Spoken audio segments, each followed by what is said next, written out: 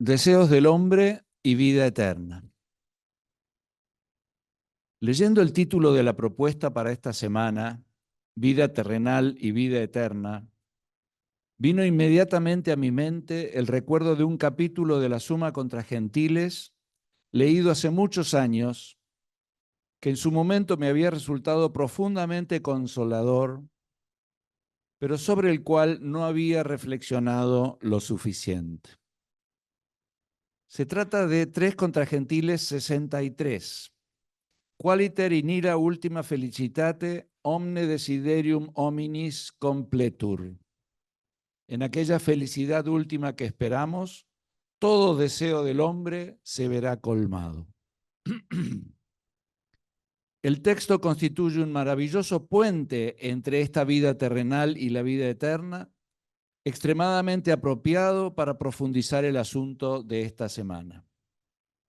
Primero leeré el capítulo completo, que habla por sí mismo y no requiere mucho comentario.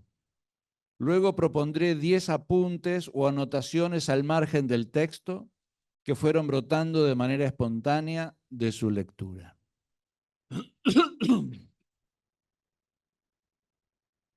Entonces comienzo la lectura del capítulo. ¿De qué manera en aquella felicidad última se planifica todo deseo del hombre?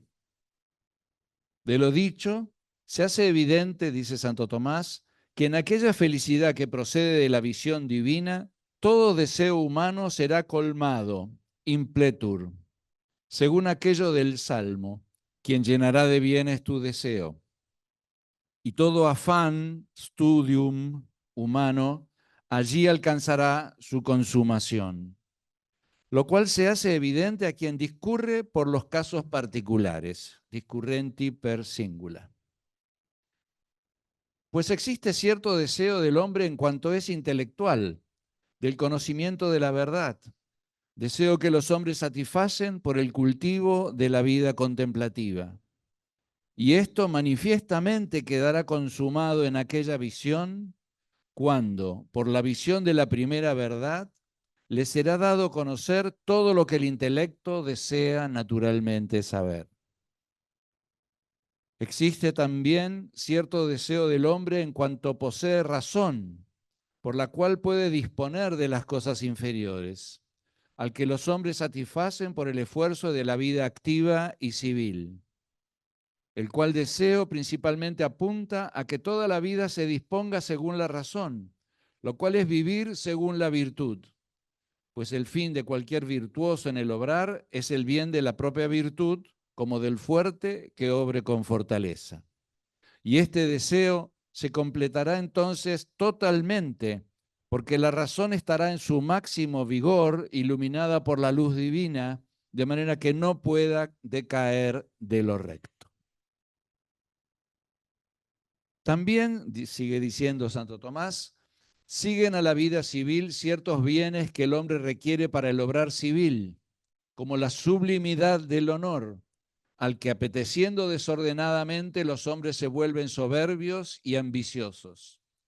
Pero los hombres son elevados a la máxima altura del honor por aquella visión, en cuanto a que en cierto modo son unidos a Dios, como se ha dicho. Y por esto, como el mismo Dios es Rey de los siglos, de la misma manera los bienaventurados unidos a Él serán llamados reyes, como dice el Apocalipsis, reinarán con Cristo.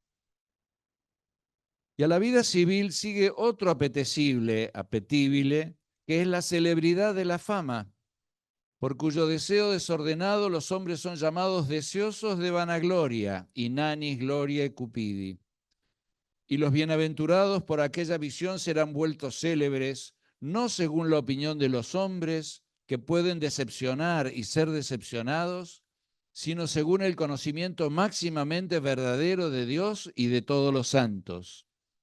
Y por esto aquella bienaventuranza muy frecuentemente es denominada gloria por las Sagradas Escrituras, como dice el Salmo, exultarán los santos en la gloria. También hay otro bien en la vida civil que son las riquezas, por cuyo deseo y amor desordenado los hombres se hacen avaros y liberales e injustos. Pues en aquella bienaventuranza se encuentra la suficiencia de todos los bienes, en cuanto los bienaventurados disfrutan de aquel que comprende la perfección de todos los bienes, y lo qui comprehendit omnium bonorum perfectionem. Por lo cual se dice en sabiduría, con ella vinieron para mí simultáneamente todos los bienes, y también en el Salmo, glorias y riquezas en su casa. También existe un tercer deseo del hombre que le es común con los otros animales, el disfrutar de los placeres, delectaciones, el cual los hombres buscan máximamente a través de una vida voluptuosa, y por la inmoderación en ella los hombres se hacen intemperados e incontinentes. Ahora bien, en aquella felicidad se da el placer perfectísimo, pues es tanto más perfecto que aquel que es según el sentido, que también los animales irracionales pueden disfrutar, cuanto el intelecto es más alto que el sentido, cuanto también aquel bien en el cual nos deleitaremos es mayor que cualquier bien sensible y más íntimo y más continuamente placentero, del cual se dice en el Salmo: se embriagarán con la abundancia de tu casa y los alimentarás con el torrente de tu deleite. Eso para los que todavía no almorzaron. También existe el deseo natural, común a todas las cosas, por el cual desean su conservación, en cuanto ésta es posible, por cuya falta de moderación los hombres se vuelven temerosos, tímidi, y demasiado reticentes a las labores. Y este deseo entonces será totalmente completado cuando los bienaventurados alcancen la perfecta sempiternidad, seguros respecto de toda herida, según aquello de Isaías y Apocalipsis. Ya no tendrán hambre y sed, ni caerá sobre ellos el sol ni el ardor del verano. Así resulta manifiesto, va concluyendo Tomás, que por la visión divina las sustancias intelectuales alcanzan la felicidad verdadera en la cual todos los deseos descansan y en la cual se da la plena suficiencia de todos los bienes que según Aristóteles se requieren para la felicidad. Por lo cual también Boecio dice que la bienaventuranza es el estado perfeccionado por la congregación de todos los bienes. Sin embargo, nada hay en esta vida tan semejante a esta felicidad última y perfecta como la vida de los que contemplan la verdad en la medida en que es posible en esta vida. Y por esto los filósofos, que de aquella felicidad última no pudieron tener noticia, pusieron la última felicidad del hombre en la contemplación que es posible en esta vida. Por esto también, entre las otras vidas, en la Divina Escritura se recomienda más la vida contemplativa, cuando el Señor dice en Lucas 10:42, María eligió la mejor parte que no le será quitada. Pues la contemplación comienza en esta vida, pero en la futura será consumada. En cambio, la vida activa y civil no trasciende los límites de esta vida. Hasta aquí el texto de Santo Tomás, el capítulo completo es un poco largo. Después ustedes seguramente van a tener el texto, lo pueden leer, o si no directamente de la Suma, la traducción es propia. En esta vida estamos llenos de deseos de distinto tipo, que corresponden a los distintos niveles de vida propios de nuestra naturaleza compuesta. Aquí se nos responde algunas preguntas respecto de este cúmulo de deseos. ¿Qué sucederá con ellos? ¿Mueren junto con nuestra vida terrenal? ¿Debemos renunciar totalmente a ellos y a su satisfacción ante el altar de Dios? ¿No quedará entonces un vacío en nosotros en la vida eterna? Aun cuando no son deseos moralmente malos, ¿acaso por el solo hecho de ser ellos y sus bienes correspondientes intrínsecamente imperfectos o ligados al cuerpo material, no debería el hombre en el cielo verse totalmente purificado de ellos? Aquí nos dice Santo Tomás, no es que en el cielo se nos va a planificar solo el deseo que actualmente podemos tener de Dios, independientemente de todos los demás deseos que alimentamos en esta vida terrena, sino que se verá colmado todo deseo del hombre, aún los que compartimos con los otros seres vivientes y con el conjunto de toda la naturaleza. Si nos tomamos radicalmente en serio estas palabras, se trata de un gran consuelo para tantos hombres que quizá no somos tan espirituales, que estamos llenos de deseos humanos y terrenales. Pasamos a nuestras 10 anotaciones al margen del texto, en las que hablaré no tanto como filósofo, ya que el tema excede la filosofía, mucho menos como teólogo, que no lo soy, sino como un simple creyente alimentado por la esperanza. Primero, lo esencial está dicho en el enunciado del principio general, más allá de las enumeraciones particulares. Todo deseo que el hombre pueda albergar en esta vida se verá colmado. Notemos que no dice todos los deseos naturales, sino todos los deseos del hombre. Omnia desideria hominis. Con ello parece estar ampliando notoriamente el abanico de aquellos deseos nuestros que se verán colmados en el cielo. Segundo, se trata a la vez de una legitimación y valoración de estos deseos, de una afirmación del carácter, de una afirmación implícita de su carácter de buenos en sí mismos, obras de Dios creador, junto con la afirmación de una insuficiencia de esta vida para satisfacerlos plenamente, así como de la posibilidad que tiene nuestra libertad finita de canalizarlos en forma desordenada. Estamos claramente en la línea de la valoración tomasiana de lo terrenal, de la creación material. Tomas a creatore. Tercero, junto con la legitimación de estos deseos, debemos afirmar la legitimidad de los placeres correspondientes por la posesión de estos bienes, disfrutados con la medida de la razón, lo que en otro lugar Tomás denomina delectabile moderatum ratione. Es muy arriesgado sostener que todo deseo, que todo recto disfrute de un bien creado en esta vida, aun el modesto placer de saborear una deliciosa comida, perdón los que todavía no almorzaron, constituye un anticipo y una promesa de felicidad que gozaremos en el cielo, que en sí mismo puede conducir hacia ella. La realidad corporal, dice Jaume Bofill y Bofill, aspira a volverse en su profundior intencio pura mediación o conducencia. Jaume Bofill y Bofill era un tomista catalán que solía citar nuestro maestro Emilio Comar junto con aquellas palabras de Santo Tomás con las que siempre insistía. Las criaturas, en cuanto de ellas depende, no alejan de Dios, sino que conducen a Él. Más que alejen de Él, esto sucede por culpa de quienes las usan insípidamente. Qui incipienter eis utuntur. Incipienter significa insípidamente y también de manera no sabia, no sabrosa. 4. La tesis metafísica implícita pero evidente en todo el capítulo es que todo bien creado, aún con su perfil propio, cada uno muy diferente del otro, es participación del bien infinito y recibe de esta participación toda su bondad y su fuerza atractiva.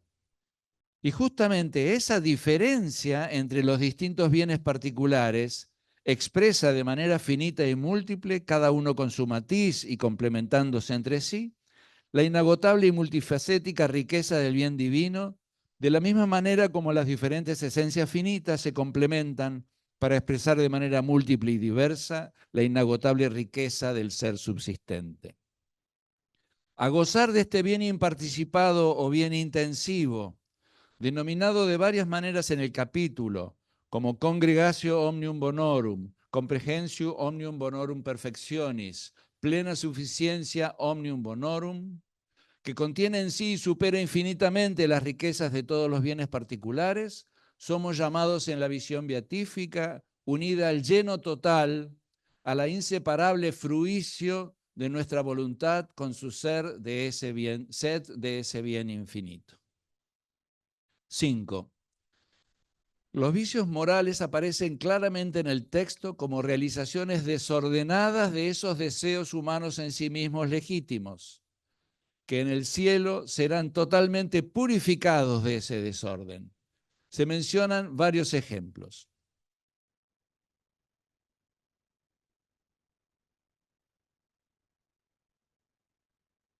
Nuestra soberbia y ambición revelan un legítimo deseo de la sublimidad del honor, sublimitas honoris.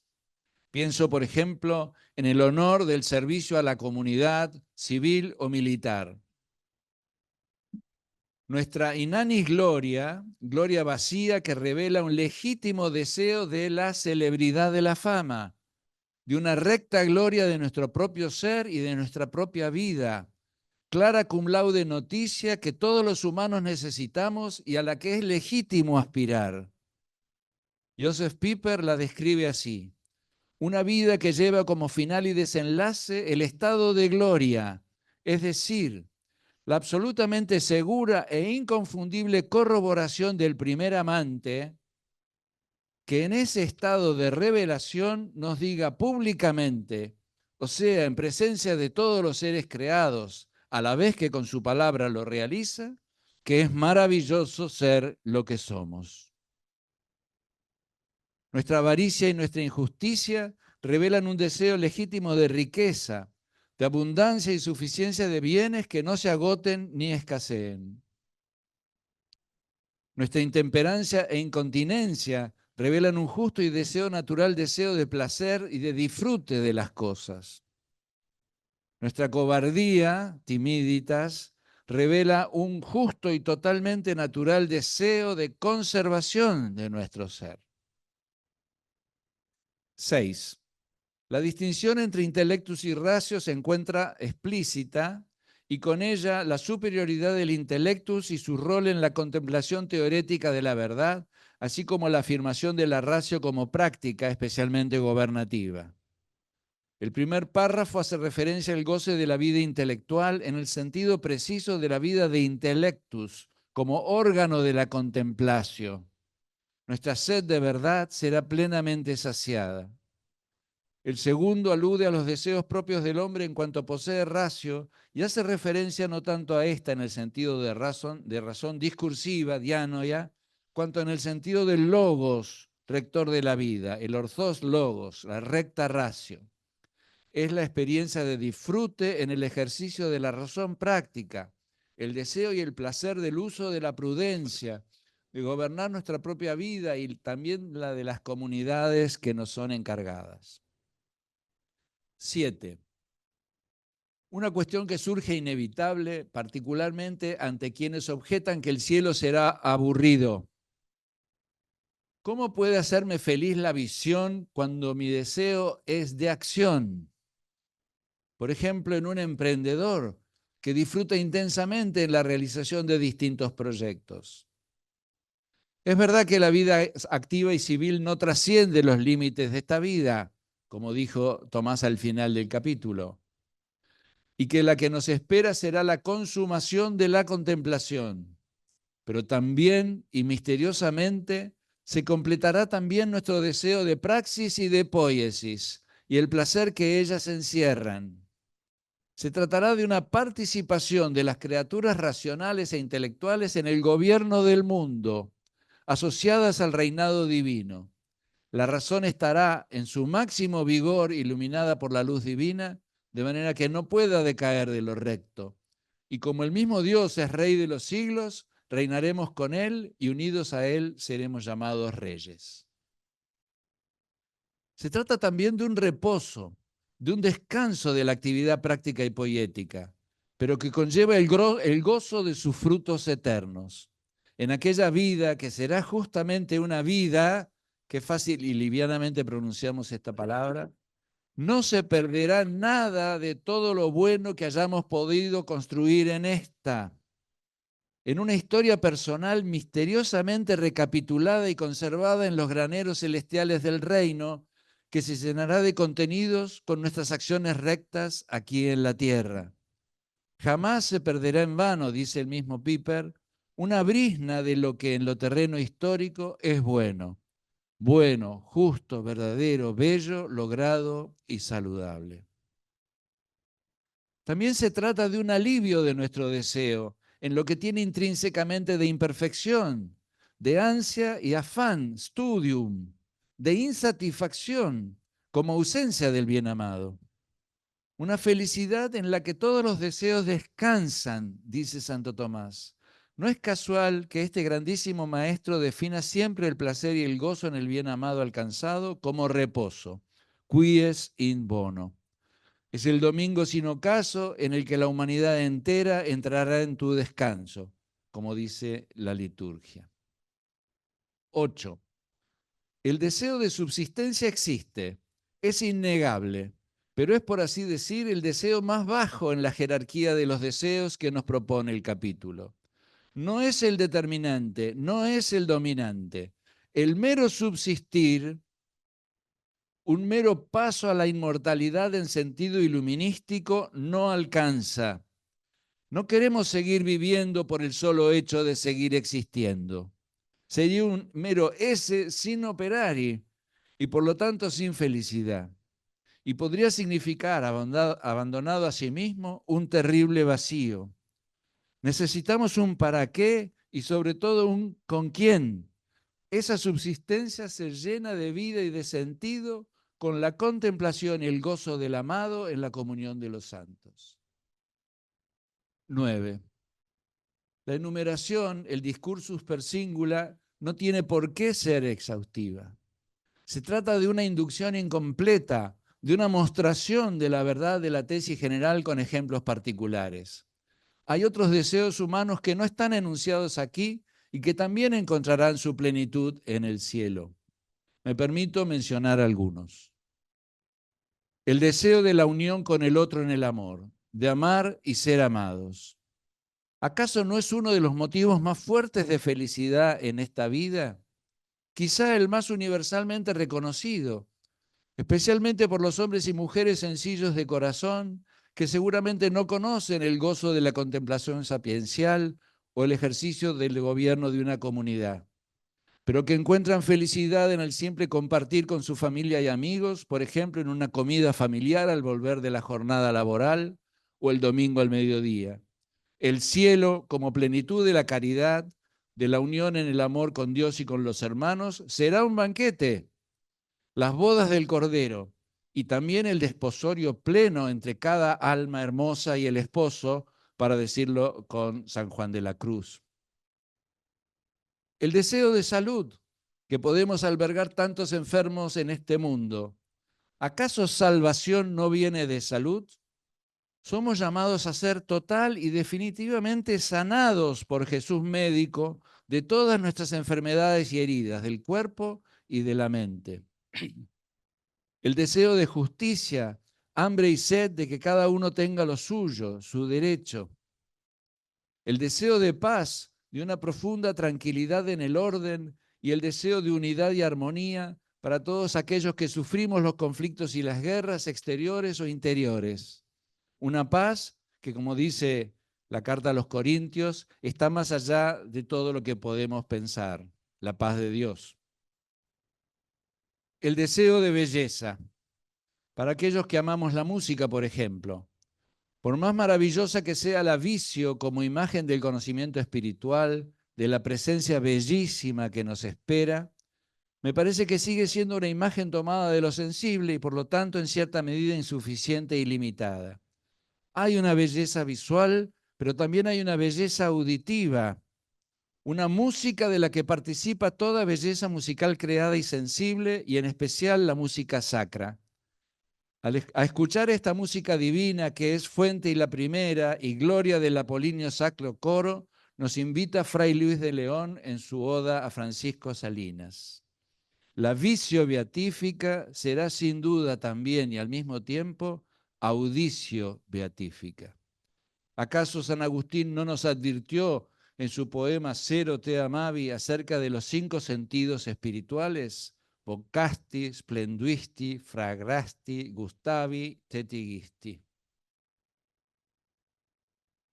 ¿Y para aquel o aquella que ama cantar? Seguramente también en el cielo cantaremos sus alabanzas, como dice la liturgia.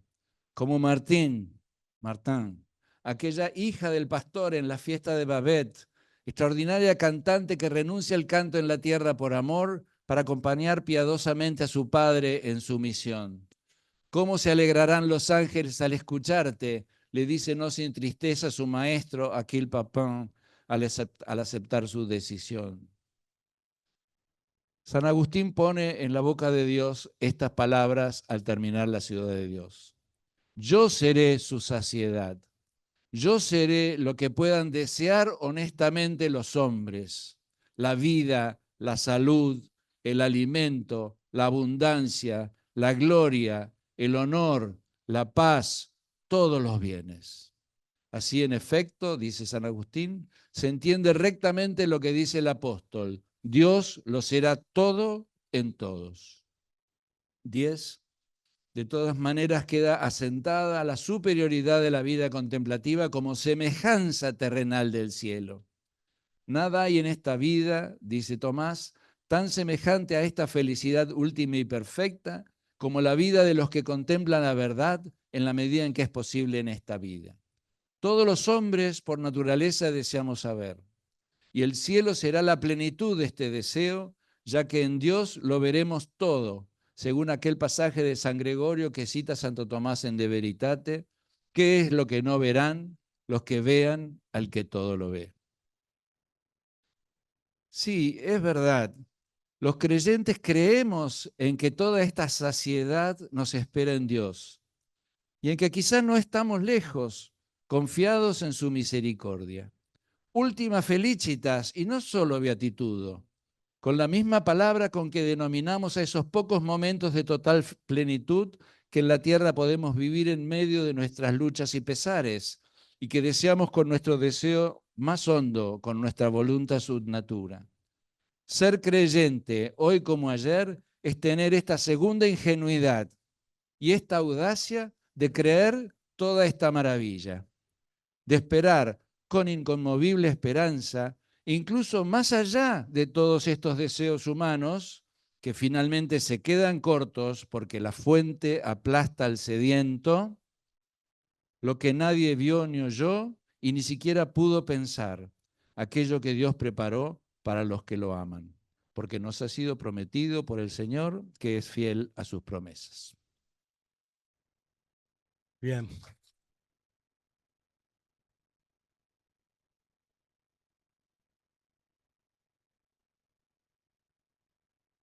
Muchas gracias, doctor Berro, por esta excelente, elevada exposición. Nuevamente aparece San Juan de la Cruz en nuestras conferencias. Algún signo del cielo debe haber aquí, así que lo vamos a pensar. Y abrimos la sesión a las preguntas.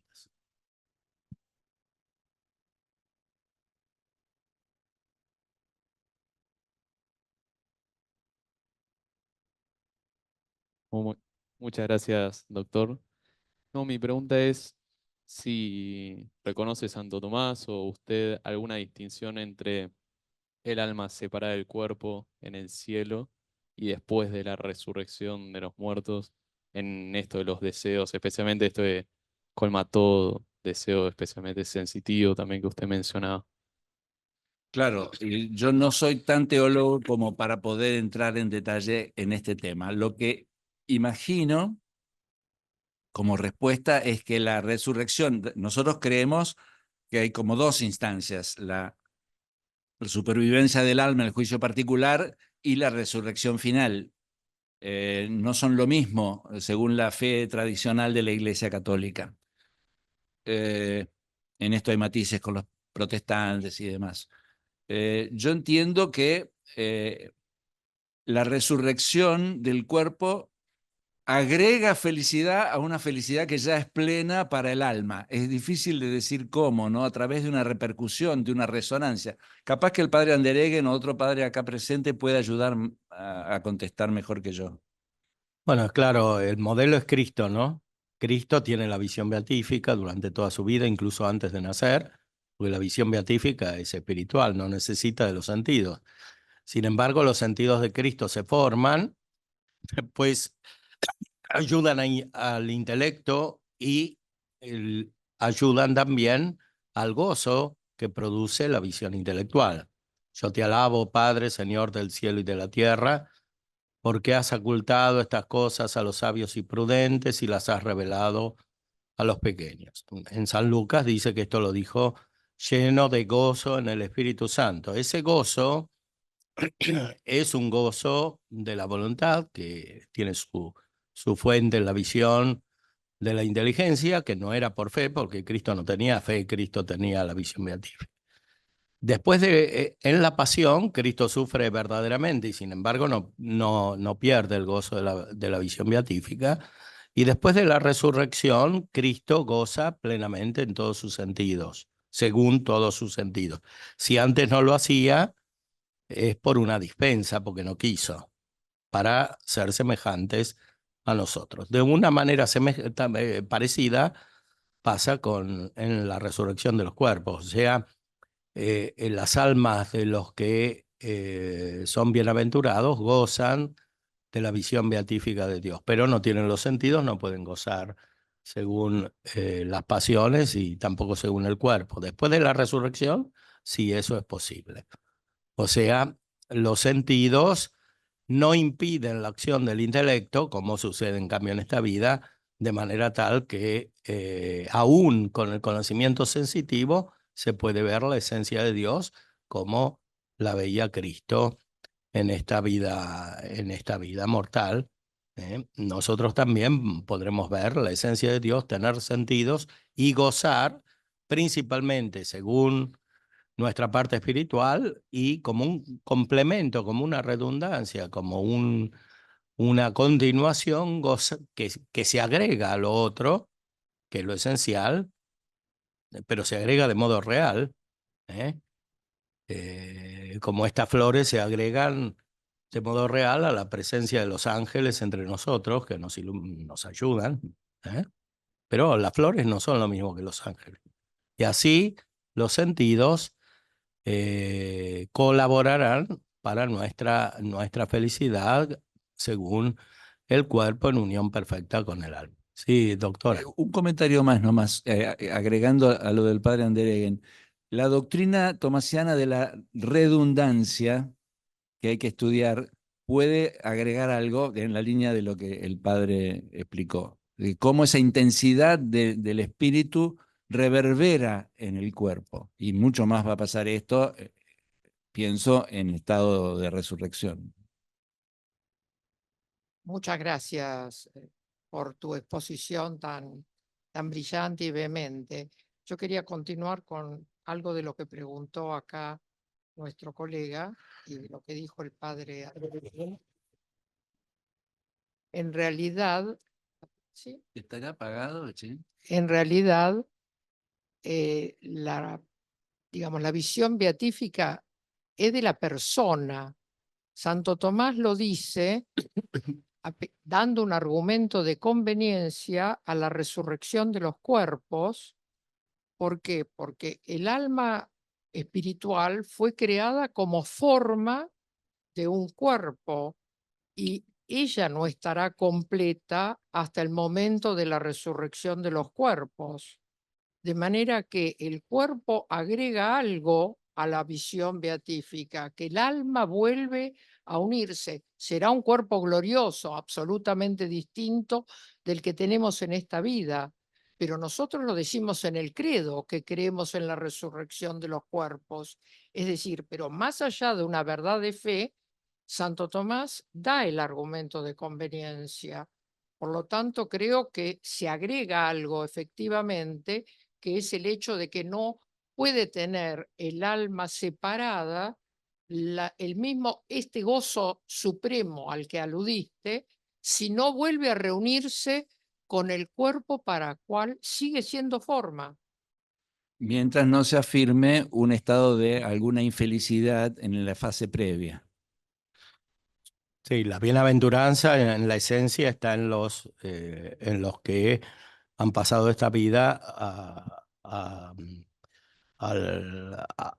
la bienaventuranza, es decir, a la patria. San Tomás la llama la patria, que es el lugar espiritual del Padre. Allí la esencia de la bienaventuranza está.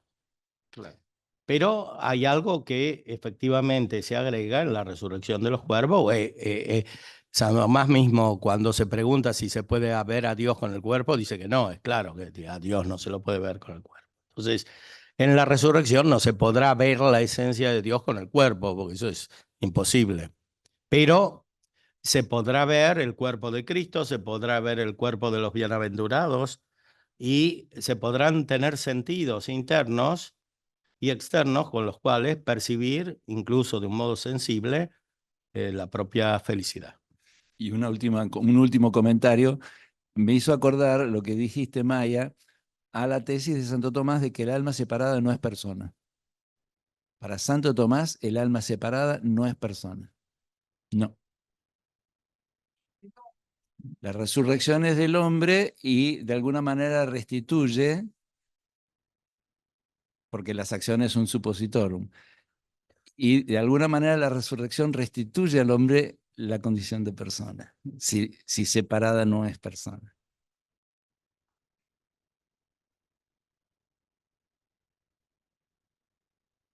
A ver, padre. Sí, muchas gracias por la exposición, muy estimulante y muy profunda también. Nos hace desear más vehementemente aquello que amamos y en lo cual creemos. Una pregunta precisa porque quizás algo se me escapó. Todo deseo legítimamente humano y acorde a la naturaleza será colmado. Eso de manera genérica, específica o de manera particular. Lo grafico con un ejemplo muy, los sacerdotes que están acá lo sabrán. ¿Cuántas veces nos ha caído doña Julia que entró en depresión porque se le murió la gatita Mimí y nos pregunta, pero padre, en el cielo voy a encontrar a la gatita Mimí? Digo, muy puntual, en concreto, los deseos concretos de bienes concretos. Allí la respuesta que se me ocurre, que el padre Andrés me completará también, ya que me metí en temas teológicos, es esta tesis de Santo Tomás de que las ideas creadoras divinas son singulares. Las ideas creadoras de los entes finitos en la mente de Dios son singulares. Esto está dicho en De Veritate un par de veces claramente. Lo cual significa que ese gatito está en la mente divina creadora. No formaliter con ese propio, sino intencionaliter, es decir, como idea creadora. Entonces, en algún sentido, la señora se va a volver a encontrar con el gatito en la visión beatífica. ¿Qué es lo que no verán los que vean al que todo lo ve? Es decir, incluyendo al gatito. Porque la señora amó ese gatito en vida, el gatito como ente subsistente no existe más, claramente, pero en la mente divina creadora ese gatito tiene una cierta eternidad y puede ser contemplado en la misma visión beatífica, que es la visión de todo lo real en la mente de Dios. O sea que de alguna manera, en algún punto, ese deseo particular, habría que pensar otros, la señora lo va a ver de alguna manera rescatado en el cielo.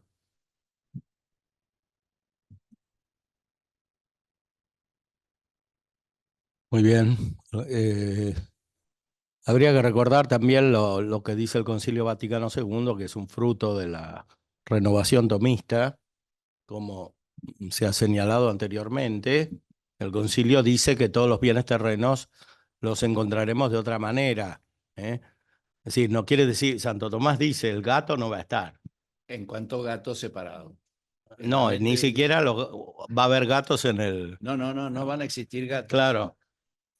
Pero va a estar el Michifús en la mente del creador. Pero va a haber cuerpo y el cielo es un lugar.